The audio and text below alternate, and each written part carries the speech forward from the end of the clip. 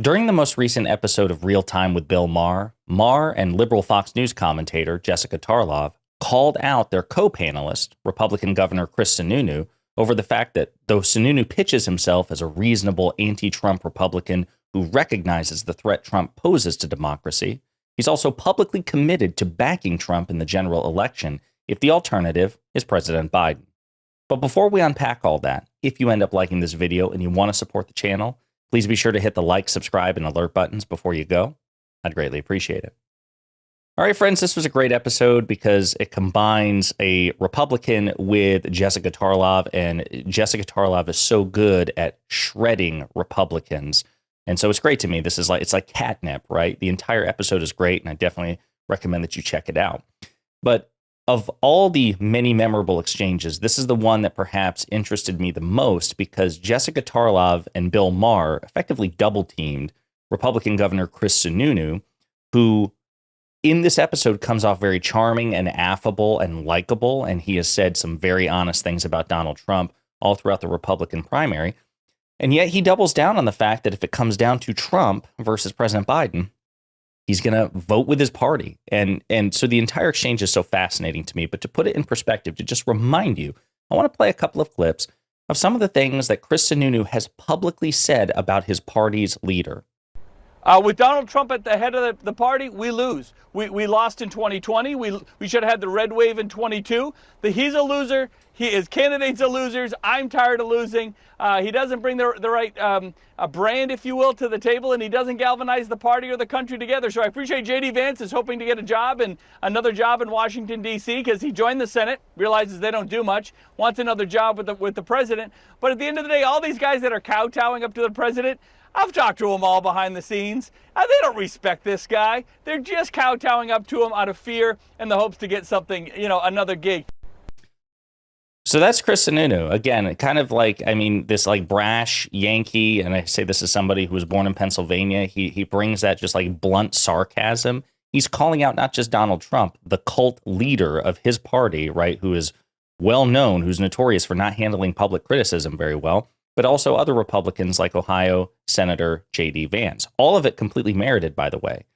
He also is willing to throw that attitude and that shade against Fox News to their face as they bend over backwards to try to defend Trump.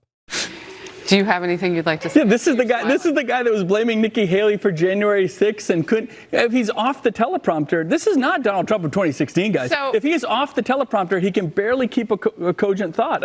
That's just fact. But you've seen him in person probably more times. I've worked with him very closely. He's not the same guy. This is not Donald Trump on his fastball. He didn't have a prompter last night. Yeah, look, this guy is nearly 80 years old. Thank you for your 77. service. Yeah, that's nearly 80. We'll do math later, but look, he's.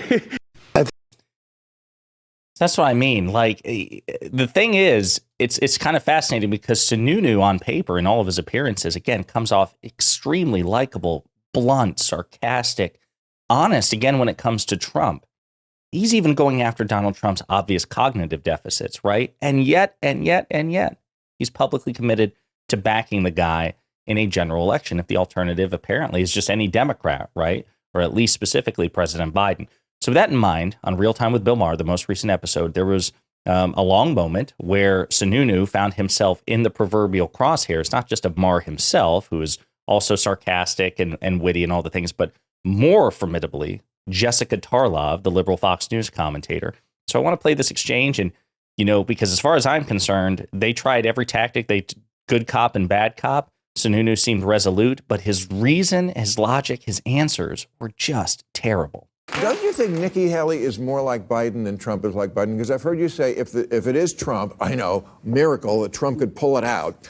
But say it is Trump, just hypothetically, Trump against Biden, you would vote for Trump.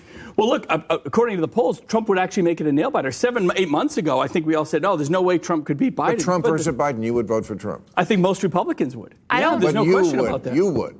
Most Republicans would. I'm a Republican governor. Are you shocked by that? Does that surprise you? No, but it's amazing. I can't get people to say words like I would vote for Biden. Is he really it's that very much a hypothetical. I'm doing everything I can, and I wish more people were doing what I was doing in terms of making sure it's not Trump and it's Nikki Haley.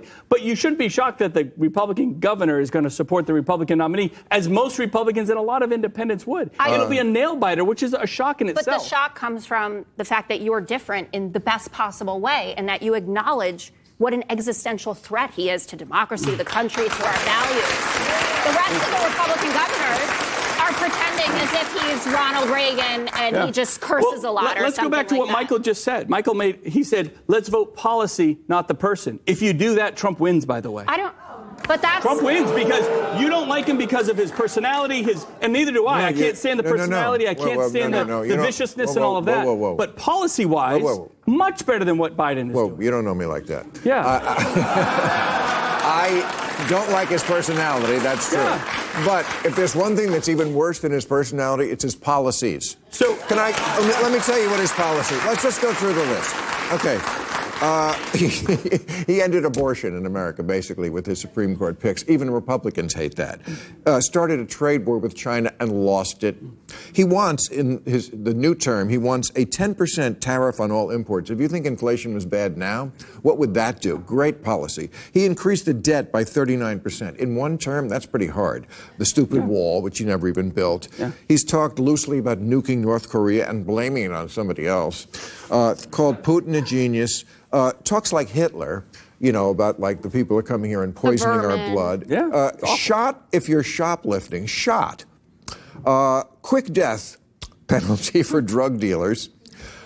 Military should be going into the city to fight crime. Really, these are the policies? Yeah. You think these are all good? First of all, you're asking the wrong guy to defend Trump, right? I mean, I'm not going to do that. But you said you'd vote for him. But understand, as would about 51% of America. So you better have a conversation with the rest of America. Well, lucky for you. Lucky for you. But if I'm sorry, go ahead. Go, please. No, I'm just saying that at this point, the electoral evidence doesn't back up your argument. He lost in 2020. Right. He lost in 2022. Everyone that he backed lost, right? Because they're insane. And there have been 7 or 8 referendums on the Dobbs decision, and Democrats and Republicans and those independents who are the Haley backers showed up in droves. Yeah. And now they can't even run the economy anymore. And the numbers the jobs report today was absolutely staggering. You have people who, hate Joe Biden with their jaws on the floor, saying we could not have expected this. So now they're turning to the border. I'm not even sure that's going to work for them. So listen. I mean, all of that was, we could keep going. The entire panel, again, it was electrifying. There was great chemistry there. But I love the fact that Tarlov and Maher attempted to hold Sununu's feet to the fire. Because here's the answer. Whatever you think of Chris Sununu, if you, apparently he's relatively popular in New Hampshire. Again, I think he's very charismatic. His answers were terrible. His logic was terrible, too.